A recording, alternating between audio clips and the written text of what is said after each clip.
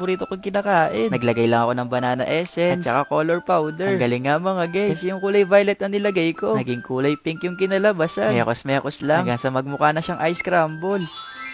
Kinuha ko na nga din pala yung pinalamigan na tsokolate kanina. At ito nga yung kadalasan nilang ginagawa. Yung bang nasa gedli yung chocolate. At yung sa loob naman yung ice crumble. At yung pinaka-the best nga sa ice crumble, yung sobrang daming gatas. Na may marami ring marshmallow. At marami ring kulay. Nakalimutan ko na ako ng tawag dyan. Basta yan na yan. Nahaluan mo pa ng tsokolate sa taas. Ay kahit itong isang basong to, kaya kong ubusin. Kaya iti-taste test na muna natin mga guys kung masarap ba yung nagawa nating ice crumble ngayon. Ang sarap nga ng marshmallow. Malalasahan mo talaga marshmallow siya. Chot!